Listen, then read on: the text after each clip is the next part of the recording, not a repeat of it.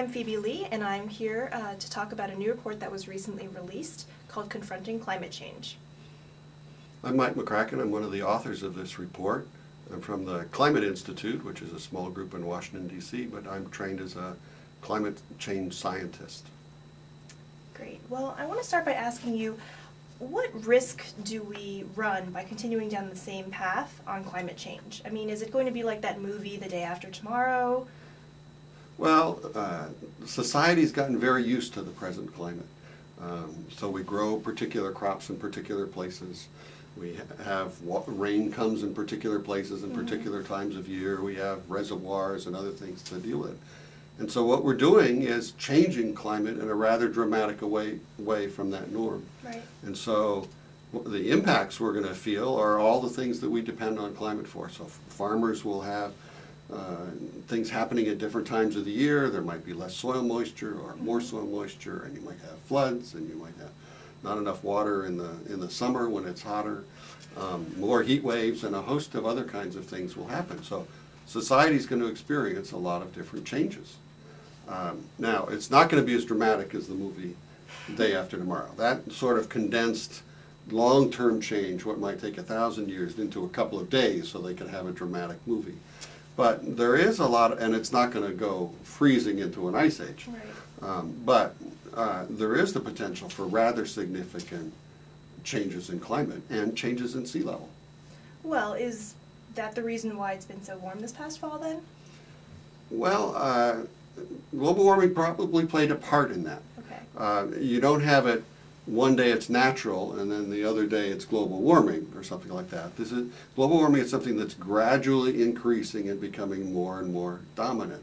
So my interpretation of what happened this last fall when it was very warm in the United States was partly there was an El Nino in the Pacific. That's a warming of the eastern tropical Pacific Ocean, and that sort of diverts some warm tropical air up into the United States, and it typically makes us a little bit warmer. But normally, what has happened in the past is when that warm air pushes up, there's some cold air up in the Arctic to push back. And the warm air normally pushes up, it pushes some of that cold air out the other side, so somewhere else around the world feels cold, and it pushes and keeps that warmth from coming up there. Well, this year, a couple of things were different this last year. There wasn't any cold air getting pushed out the other side, and there wasn't much cold air up there at all.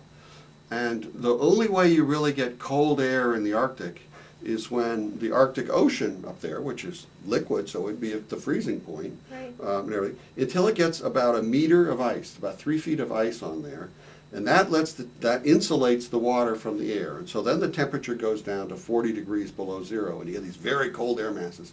And that's what winter is those cold air masses coming out over Canada and down across Canada and the Great Lakes and everything like that. And so until the Arctic is cold and producing those cold air masses, you don't get winter. What climate change is doing is warming the Arctic. It's making the Arctic stay open more as you melt back the ice a little bit earlier in the year. Then the sunlight comes into the darker waters and it sort of warms the waters and melts more and more ice. And so then in the fall it takes longer to form that ice. And so if you look at what's been happening over time, winter has been coming later and later, and spring has been coming earlier, and so you're changing the length of the seasons. Now, when you talk about gradual climate change, how gradual are we talking about? Is this a process that's been happening for thousands of years, or are we talking about something that's happened in the past few decades? Well, if you go back over the last million years, there are periods when you go into ice ages and you come back out and stuff, and so there are temperature changes. But for the last 8,000 years or so, while society was getting settled, when the nomads settled and did agriculture, it's been a fairly steady climate. There have been some shifts. I mean, the Sahara was once covered with vegetation, and Babylonia had all kinds of vegetation and things and stuff. But you know, I mean, so there have been some sort of local shifts, but basically we're pretty stable until the start of the Industrial Revolution, and then we started changing atmospheric composition, and so the last 150 years the temperature's been going up at sort of an unprecedented rate. Right. Now, it looks, when you average over the whole Earth, it looks steady.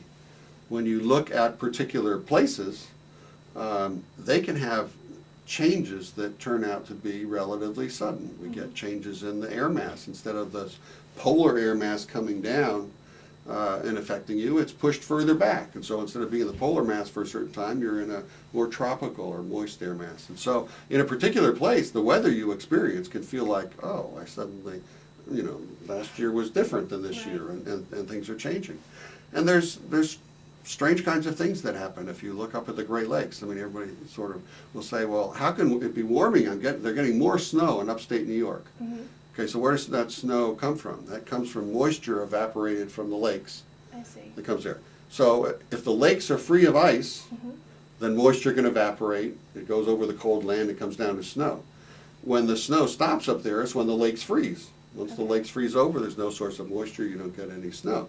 So it's warming that is making the snow up there. It's keeping the lakes open longer so you get more snow.